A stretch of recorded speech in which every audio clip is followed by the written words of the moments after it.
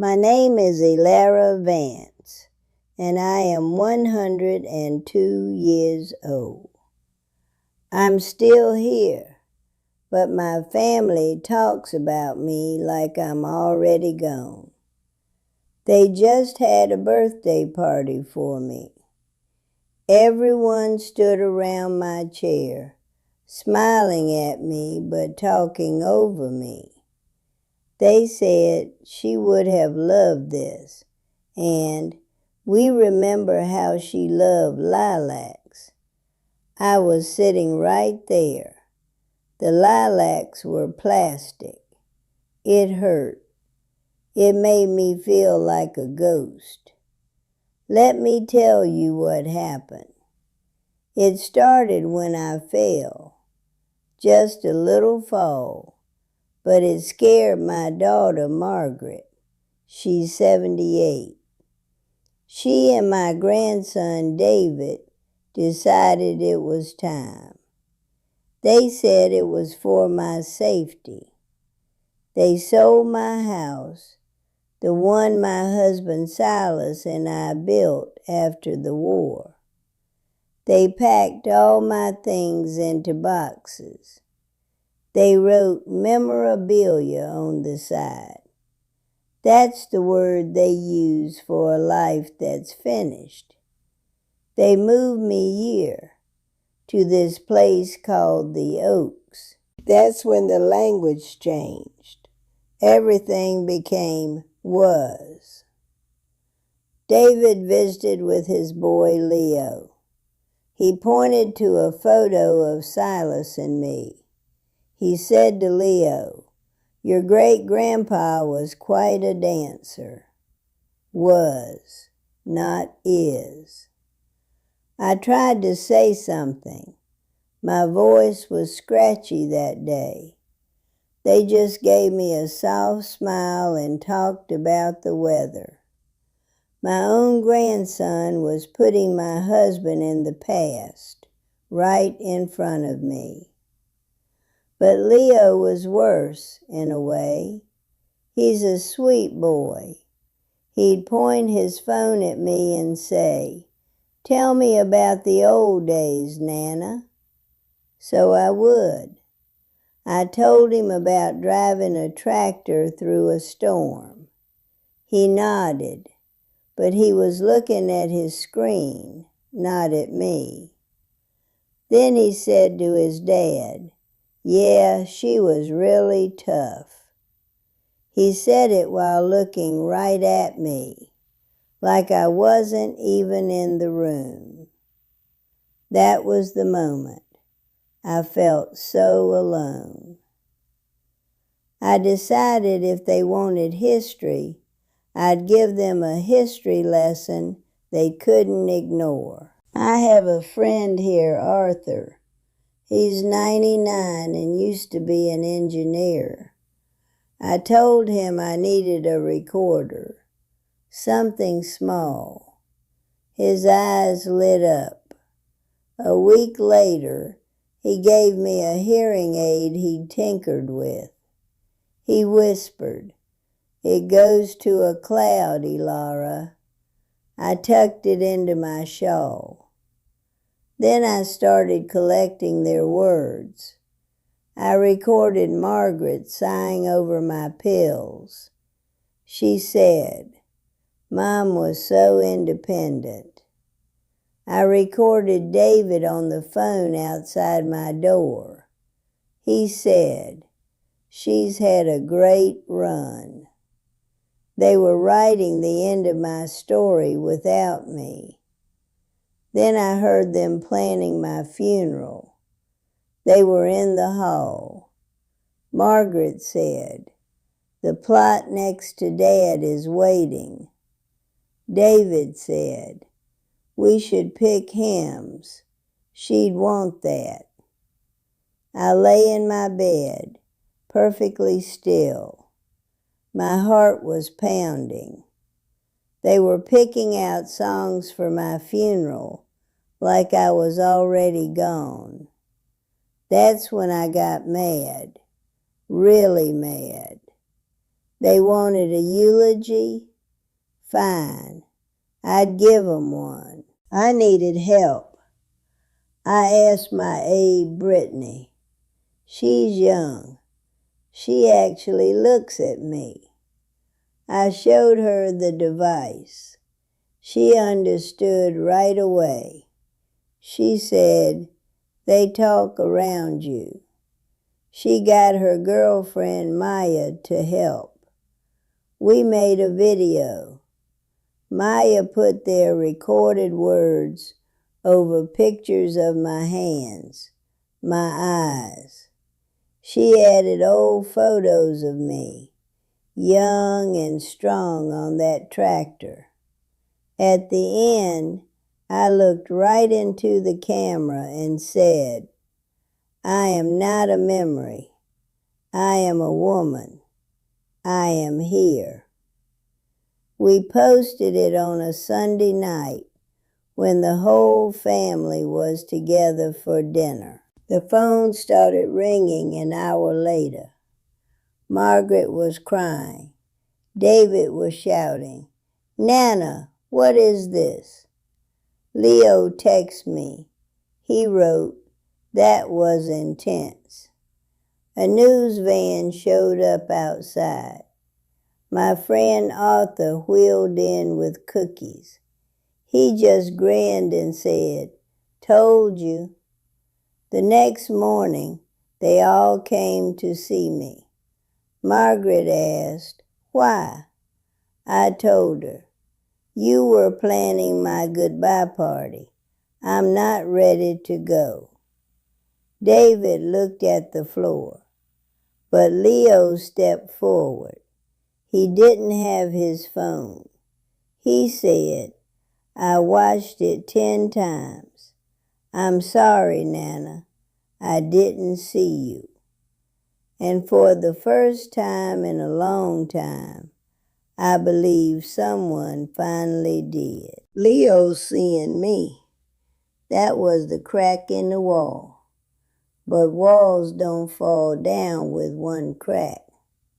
Things were still, careful, awkward. Margaret started visiting more, but she'd sit there, twisting her hands. She'd ask, "Are you comfortable, Mother?"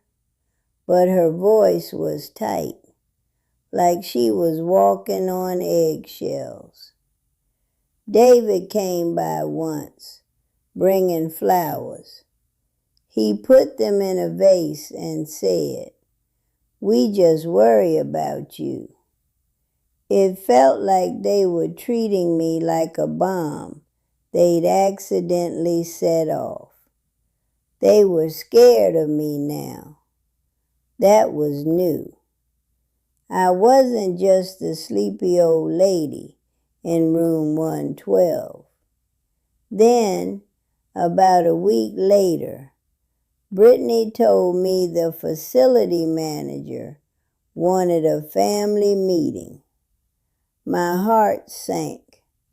I thought, here it comes. They're going to take Arthur's device. They're going to move me to another room, away from him.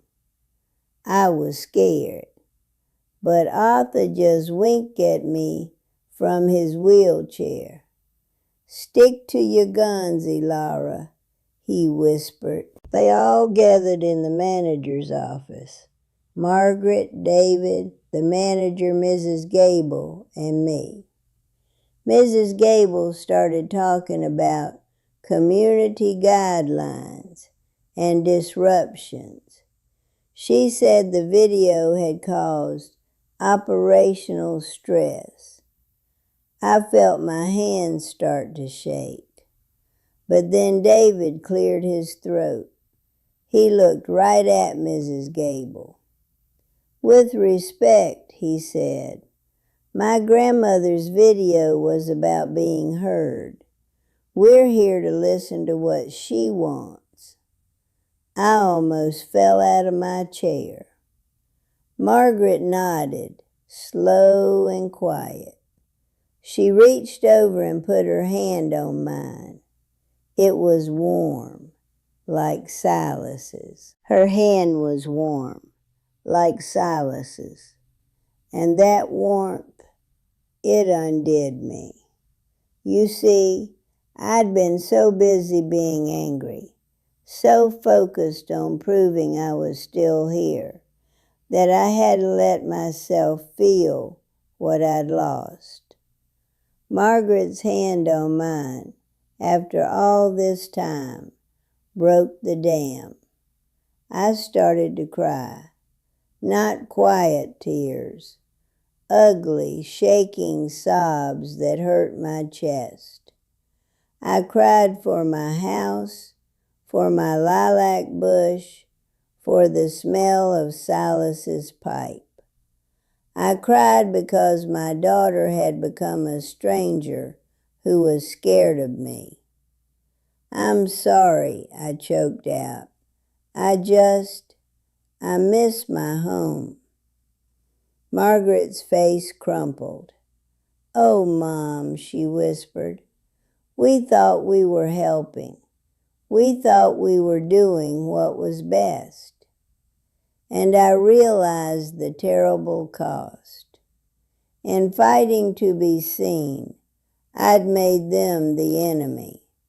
I'd lost years of just being her mother.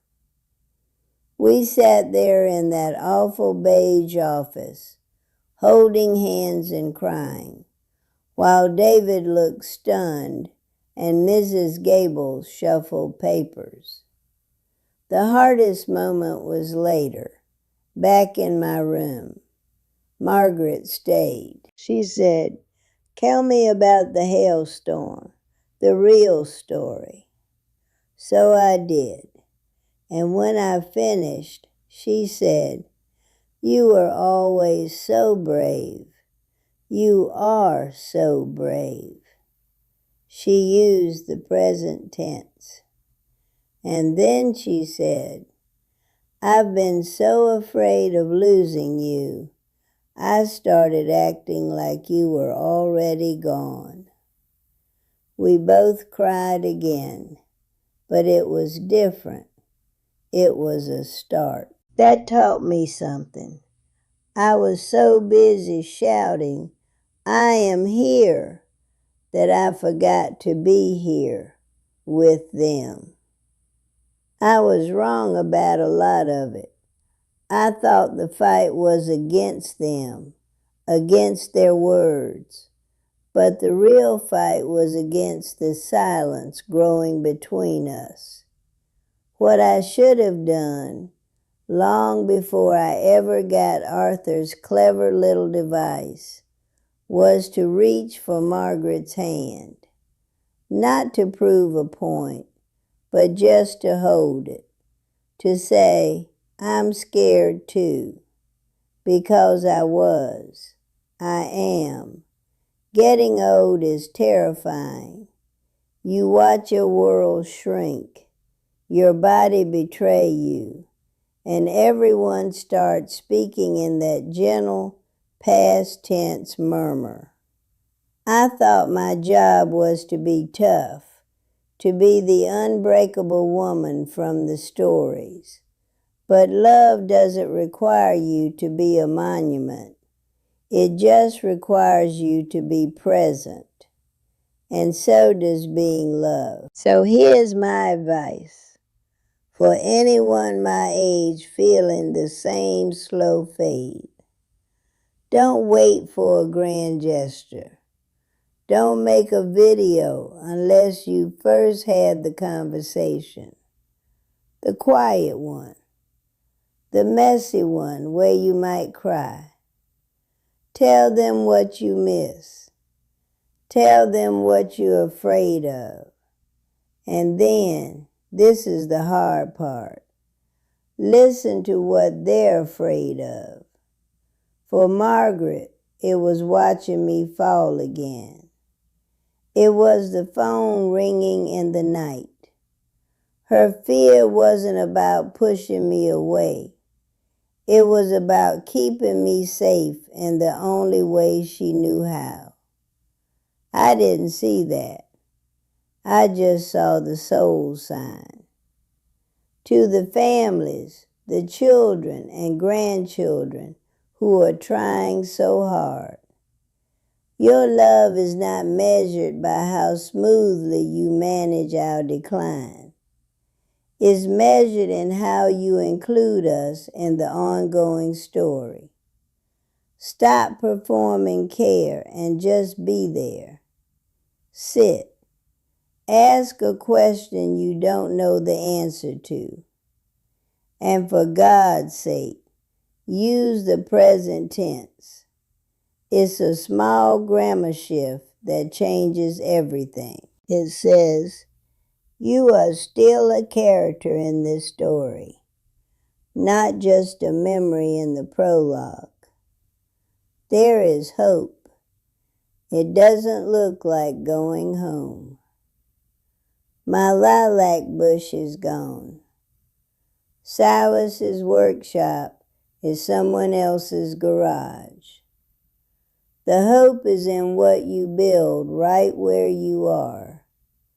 It's in Leo showing me a video game, explaining the rules with more patience than I ever had, asking if I think the blue character or the red one will win. It's in Margaret bringing my battered recipe box and actually letting me guide her hand as she makes my biscuits, flour dusting both our wrists. It's in David asking, Nana, what color should we paint this wall? What do you see when you look out this window? The hope is in the present. It's in the now. My body is a map of a century of living, and it aches. But my heart is full of right now. You still have time.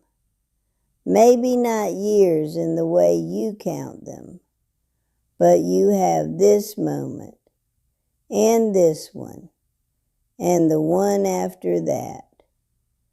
That is enough. That is everything. This story of mine found its way to you. Maybe you're my age, nodding along. Maybe you're a Margaret or a David, seeing a reflection that stings a little. Whoever you are, you're here now. So let's not let this be the end of the conversation. If this story meant something to you, do the simplest thing. Subscribe to this channel. Turn on those notifications. It's how you tell the algorithm and me that stories like this matter, that voices from the shadows deserve a spotlight. Give this a like. It's a small gesture, but it's a present tense verb. It says, I see this.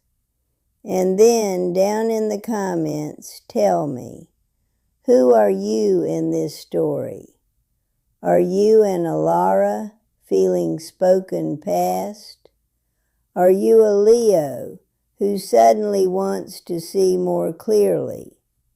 Or are you someone in between? Share just a piece of it.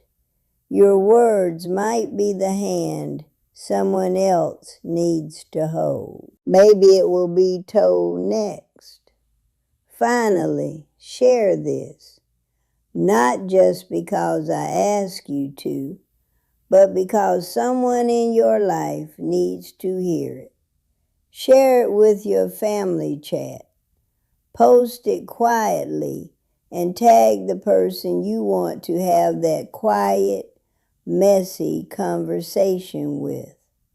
Let's build a chorus of present tense voices. Let's remind each other that we are all still here until our very last breath. The story isn't over. Let's keep writing it together.